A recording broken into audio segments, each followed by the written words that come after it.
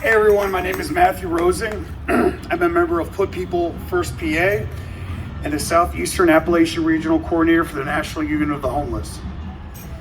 I'm honored to stand here with you with the Poor People's Campaign, the national call for moral revival, because that is what is needed, a moral revival in this country. That's right. You see behind me Lancaster County Prison, LCP, where I spent 14 and a half months because I was poor and homeless. I was homeless when I came here to Lancaster. I also suffer from mental health illness. I came here alone and afraid. I was locked up in LCP and denied bail due to the fact that I was homeless.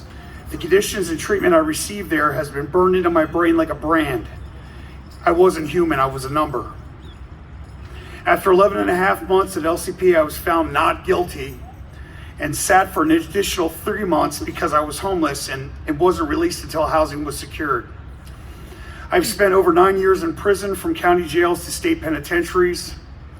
I worked in the infirmary when I was an SCI mahanoy. I watched men die. I cleaned up their blood. I had a man that once asked me in the infirmary while I was incarcerated there, why did he have to die like this?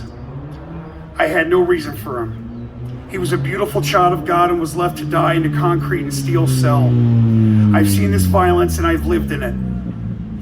If my mental health would have been addressed and treated properly, I may not have had to witness the things I have, which only further worsened the state of my mental health. If I would have received health care I deserved, I may never have been in a place like LCP. We stand at the precipice. We are being thrown away. In a society that values building prisons instead of saving hospitals from closure, when we have policymakers that believe that prison is the best place for someone in trouble, where we are considered numbers, not people, we are in trouble. That's right. That's right. We live in a so-called Christian county. I think Jesus would have wept if he saw how this government chooses to act.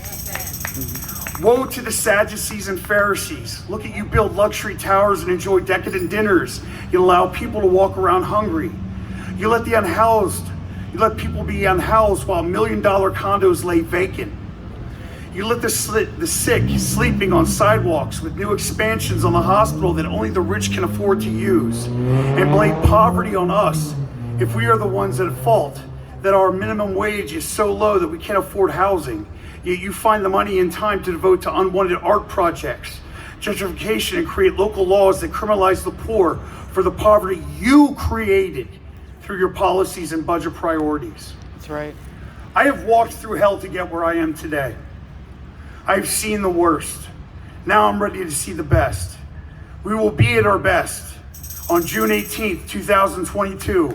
We will raise our voices and declare that a moral revival is at hand. And as Janina said so beautifully, people over profit. Thank you.